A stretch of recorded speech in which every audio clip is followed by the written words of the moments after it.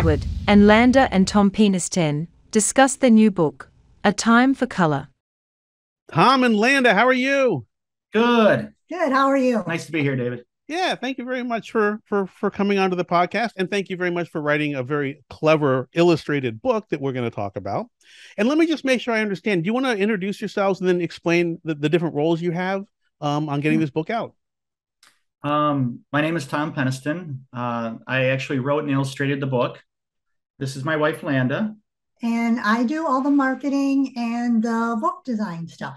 Yeah, the book design, which will be really interesting, right? Because a lot of people hire out for that. So yeah. I am fortunate that I have a job where I have used some of those tools in the past, so I've been able to use those.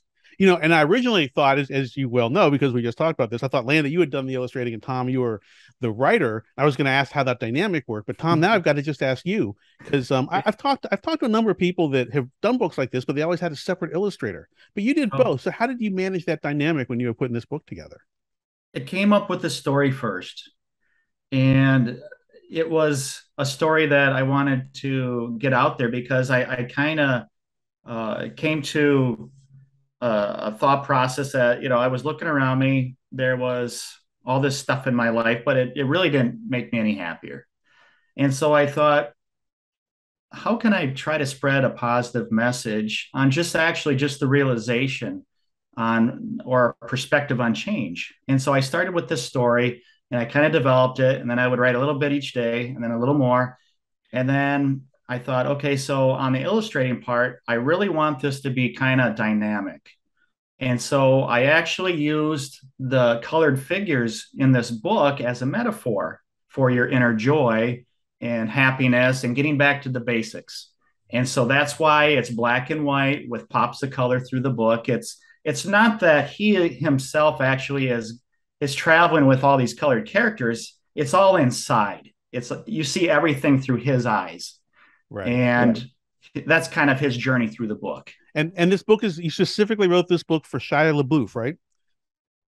Oh, that's funny. I'm a funny guy. I got all kinds of prep work I did here for this. So yeah. But yeah, so who is the book for, I guess would be, although I've already answered the question sneakily, but who is the book for? It's for anybody that I think has reached a part in their life that maybe they wake up and their world is colorless or gray.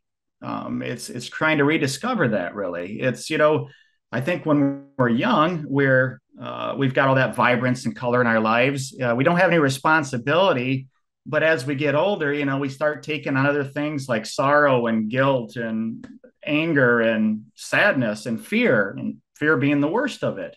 And we kind of forget, hey, you know what? When you wake up, it's a choice that you can make if you want to spend your day looking at colorful or gray or absolutely no color. And it's really for those that, it's a return to your inner self.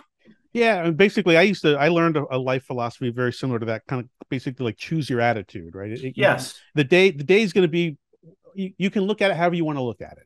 And Yep. You could look at things that are good as good, or things that are bad as bad, or vice versa, or whatever. So I think that, so let's talk a little bit about, why did you choose that, the idea of colors? How does that fit in? I think I chose color because it's one of your most prominent senses. Everybody can relate to the sense of sight. So especially when you're a kid, I'll go back to that again because it's one of the things that you're so drawn to. You see everything in 3D, it seems like, when you're a kid. It's not only the sense of stepping out onto the grass when it's wet for the first time with your bare feet, but you're taking all this vibrance in around you, and you are happy for just being. There's no other sense. You haven't actually studied or learned how to be guilty or jealous or any of these other bad emotions. You're just happy for being. And that's kind of why I chose the sense of color. I think that's a good metaphor. And I've read the book. It's an easy read. Yes. And I think that comes across. So let's back up then a little bit. There was a point in your life where you weren't writing this book or hadn't written it, and then there's kind of the point where you were writing it. What was it that was going on that prompted you, not just the emotional part, but what was it that made you decide this was a journey that you wanted to take? Because it's a lot of work to write and illustrate a book like this, and then try and market it and get people to read it. I think it was the message that I wanted to share. I think it was a message that that people really need nowadays. Especially with so much going on in the world.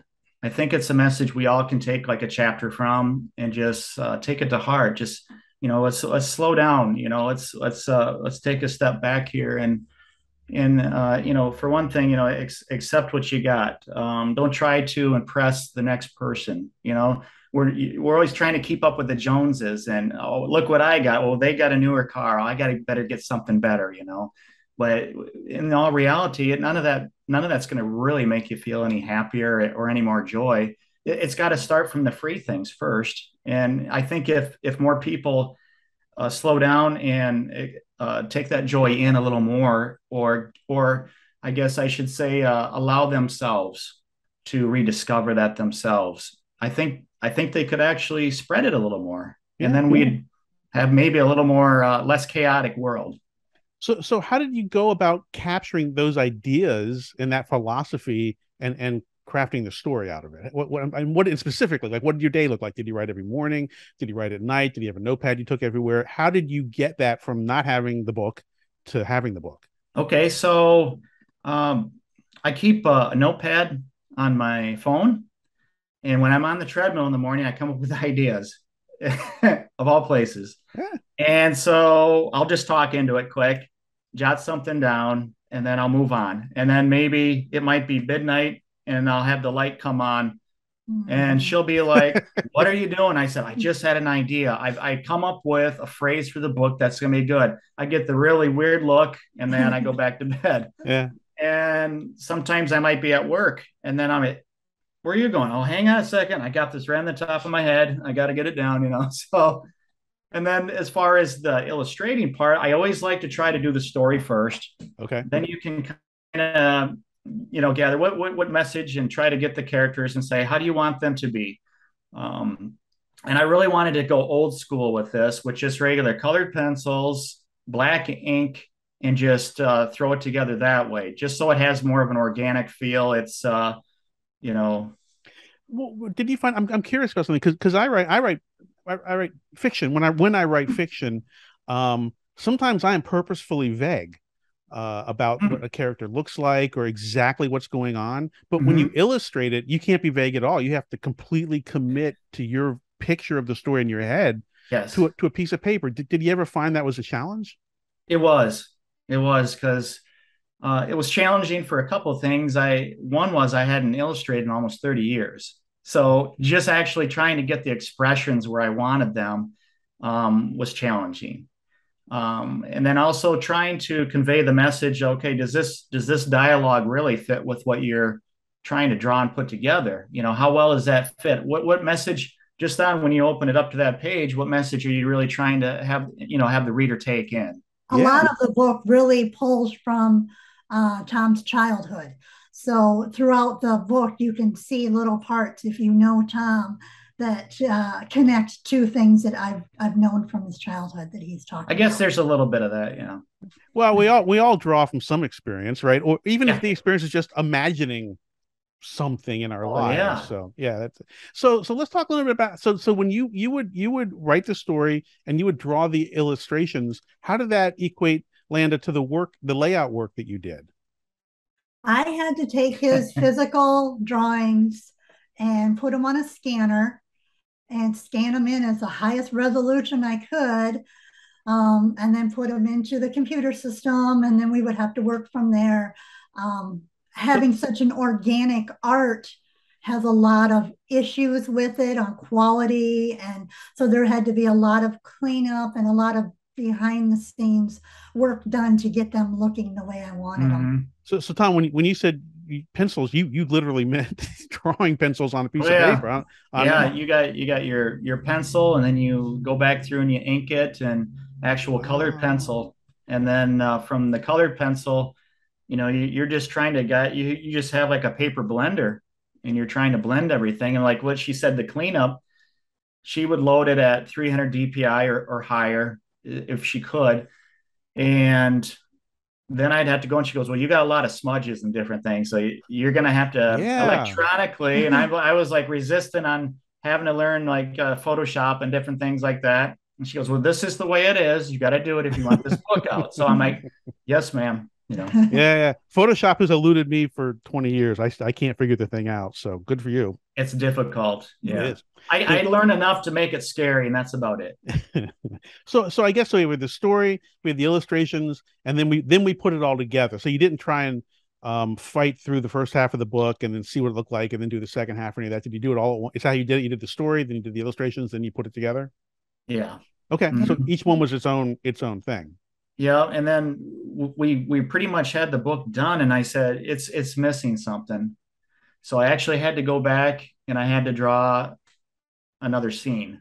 I think that it really needs to tie into this. And so I come up with a new verse, and then I said I want this new verse to fit in here with this new scene, and she was like, oh yeah, okay, I get it now. So About how long did each of those pieces take? How long did it take you to write it? How long did it take you to illustrate it? How long did it take you to lay it out? the writing part took probably a couple months to do here and there. Like 3 months, 2 months, 3 months. Yeah, I would say a couple months to do the Okay. writing. The story actually comes pretty quickly for me. It's the illustrating that took longer because one, I was just so outdated with it and hadn't done it in a while. You know, I was started out with stick figures and then kind of add a little bit of bulk to them and then keep going from there. You know, Right. And we both have day jobs too. So yeah. Oh, I can imagine. So Yeah. I would say the story probably a couple months, and then that would be with like pretty much refining it, putting into prose as poetry. Mhm. Yeah, And then that's how it reads. Yeah, very much. yeah, and the illustrations probably took me 4 to 6 months, I think. Wow. Okay. So the whole Yeah. thing, all in, including design, we're looking 6, 8, 9 months. I would say probably 8 to 9 months. 8 to 9 Yeah. months. Okay. Mhm. All right. Well, so how long's the book been out? May 1st it came out. Yep.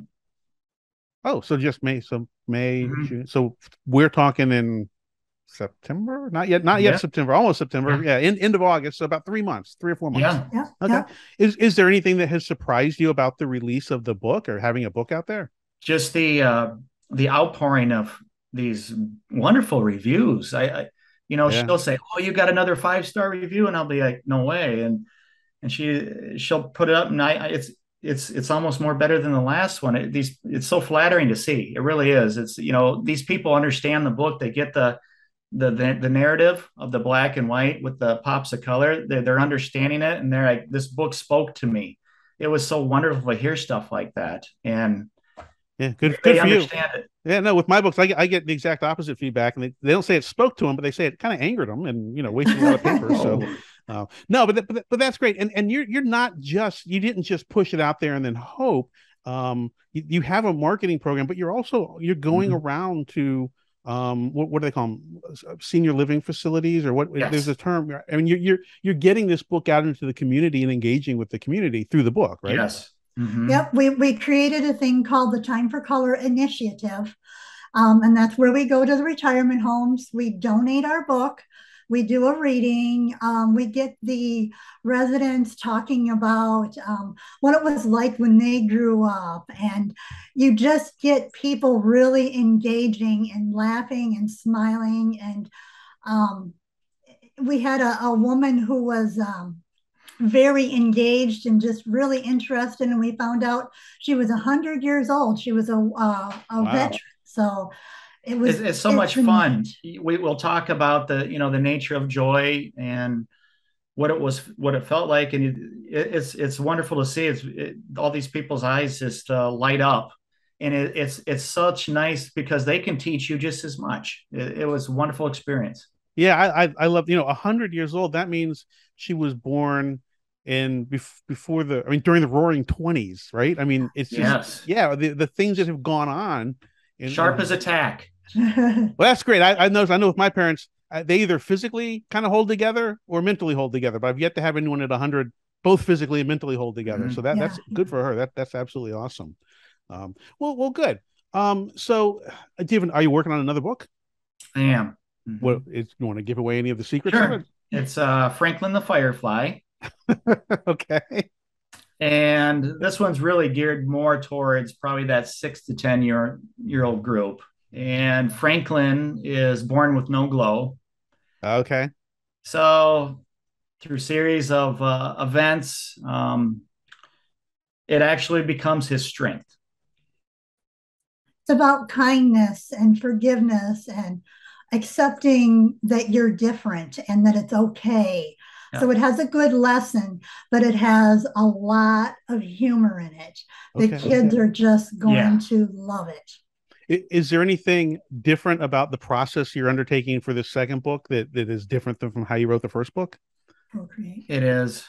It's she's kind of closed the door on the colored pencils, and she says you're going to learn how to use Procreate and do painting in there. So that's what I've been doing. And I have to say, with Procreate, you've got all these layers that you can look around wherever you want. It almost is cheating in a way, but it's fun. It's very fun. Now, artistically, do you find it restrictive, or do you find it? No, it's actually, like I said, it's almost like cheating. I mean, you can mess something up, and you can throw the opacity down to nothing, and just it's gone. It's perfect again. Yeah, you messed something up. The only problem I found with Procreate is still learning how to make it look organic. If you like with hand drawn, so it doesn't have so much of a digital feel to it. I don't know that that's overly important, honestly. I mean, I'm just speculating. I don't really know, but I think as long as it's a high quality illustration, which the first book is for sure, and vibrant colors. You already mentioned it, but the colors matter. Yep. And I know Firefly. It's already another visual. I can already tell another visual story. That's just how you think, which is cool. Which is good. All right. So, what advice would you have for someone who is a writer / illustrator? And they feel like maybe they have a story they want to tell in this medium too, and you've done one very successfully and you're working on a second one. What advice would you have for them? Just keep with it. Just keep going with it. Everybody has something to offer, and it's always nice to see something through. You always feel accomplished. So I guess my advice would be to everybody is to stay with it, because you will have your chance. Absolutely. That's what I tell people. We live in a world of instant gratification. A lot of people don't even like to read or look at books anymore and all of that. But there's the writing process, and then there's the feeling you get once the book is done. And it's really, I can't think of too many things that are as satisfying. And I've written like over 40 books, and every single one, when it's done, it's just like this magical glow I'm in for like 3 days. And after 3 days, I'm like, I got to get to the next one, and then you got to get back to work. You can sit back and go, you know what? I did that. I did it. Not only did I write that, but you know what? I started it. I had the ups and downs with it, but I saw it all the way through, Well, that's what these books have legs. I didn't quite realize that. You write a book and it gets to be a year or two old. That's nothing. It's still a new book. And I look, Stephen King, he's got books he wrote in the early 70s and they're still bestsellers. So I mean, these things they stick around for a long time, and you can build a really nice portfolio, which is what you're starting to do here. So that's very cool. It's been just so flattering. We've got a lot of people quoting The Giving Tree from Shel Silverstein, and the places that you will go at Dr. Seuss in the same sentence, and it's just wow, that is really wonderful. Awesome. Well, look, I wish you nothing but success with it. And when you get the next book done, let me know and we can catch up and chat on that. And Tom and Landa. Now, Landa, you don't offer illustrative or layout services for other authors, do you? Right now, I do not. I do not have the time. Tom keeps me very busy. All right. Well, I'll put a link to y'all's website, and people can give donations if they like what you're doing charitably on the website. And maybe a couple of donations can keep you going to those the facilities and keep getting the book out. So I think that'll be great. And then we'll stay in contact. And I wish you nothing but success. Well, thank you, David. Thank you. Thank you, guys. Bye. Bye-bye. Thank you for watching. Please consider hitting the subscribe button.